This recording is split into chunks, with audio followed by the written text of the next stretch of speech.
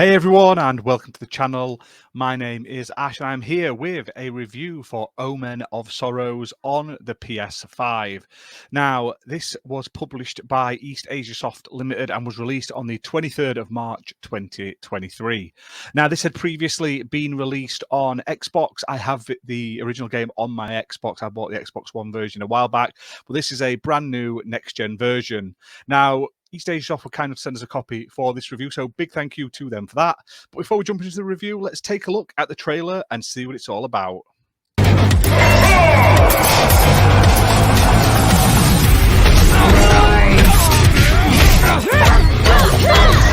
over!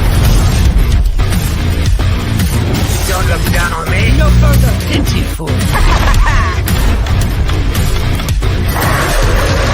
The mercy of God is upon you.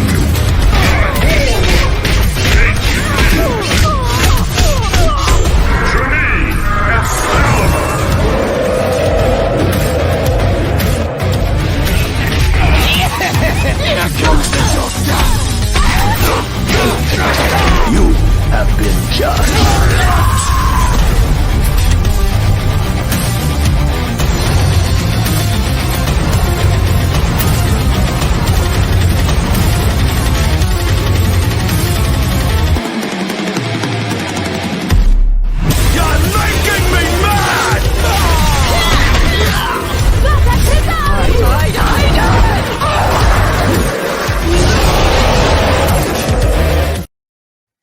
So that is Omen of Sorrows.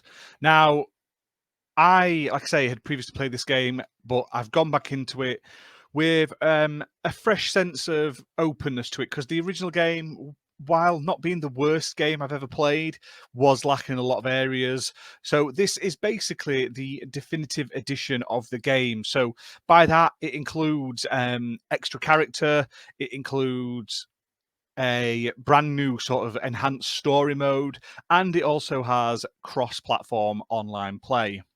Now, this game is a sort of 2.5D fighting game, very akin to Mortal Kombat and Killer Instinct, that sort of thing. It's bloody, it's gory, but the big draw of this game is obviously you play as these like classic horror characters. You've got your werewolves, you've got your Frankenstein's monster, you've got Imhotep the mummy, you've got like Dr. Jekyll and Mr. Hyde sort of things.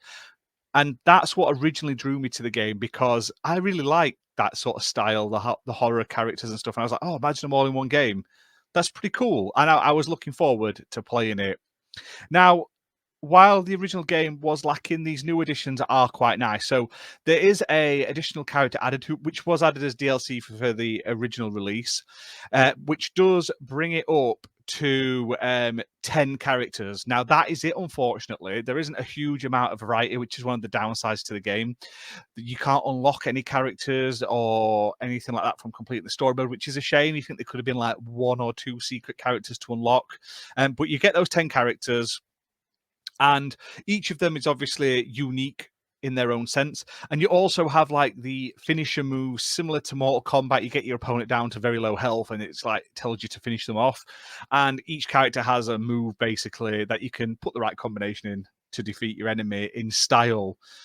Now, gameplay wise, it plays okay. It's a very fast paced fighting game compared to some games I've played. As you can see from my early footage, I recorded this when I first got the game on PS5, and I'm not very good at it at the time. I mean, try and remember all of the combos and stuff. I'm always a bit slow on fighting games. It takes me a little while to get used to like the button combinations and stuff like that.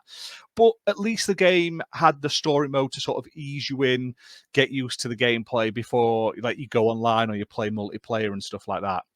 Now, the story isn't anything great. Like it's the sort of standard fighting game fare where it's very forgettable, it's very meh, and it does have some voice acting. It has some nice little cutscenes and stuff like that. There isn't a lot of voice acting, but it's all tied together with like cutscenes and dialogue and stuff like that to follow along with, like interspersed around all your matches.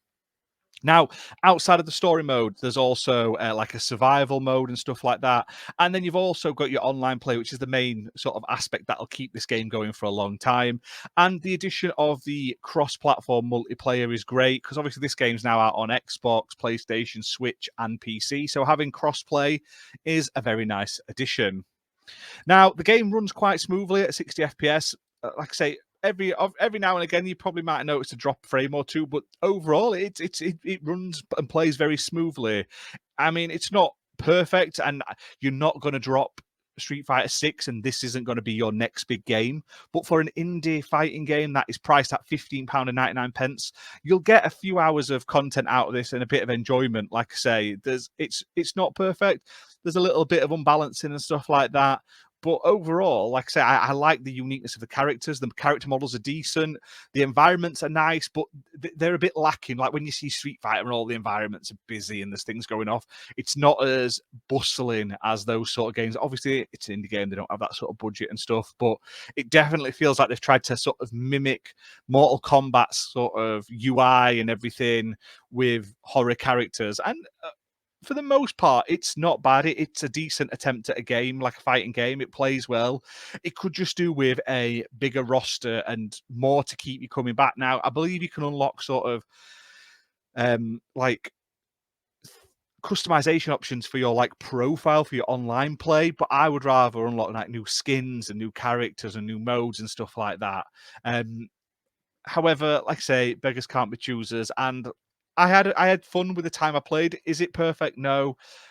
Are some of the moves a little tricky to pull off? Yes. But overall, it does have like solid foundations for like a future series. If they doubled the roster, they added a bit more content and beefed up the story mode, give it a bit more meaning, a bit more love and attention, it could be really good. Like I say, definitely. I mean, obviously, this is a very low budget indie game at a very reasonable price. But hey, I mean, give it a try if it's something you're interested in. So the game is available right now. Like I've said, it was published by eastasiasoft Limited. So big thank you to them again for sending us a copy for this review. This is by far a huge improvement over the original release. If you've played the original back on Xbox One a bit back, you may want to give this like next gen upgrade a try. It does improve a lot of things, adds, like I say, the enhanced story mode and stuff like that, which give the game a little bit more legs. But hit that like button, hit subscribe. Thank you for watching, and we'll see you soon for more gaming content, guys. Bye for now.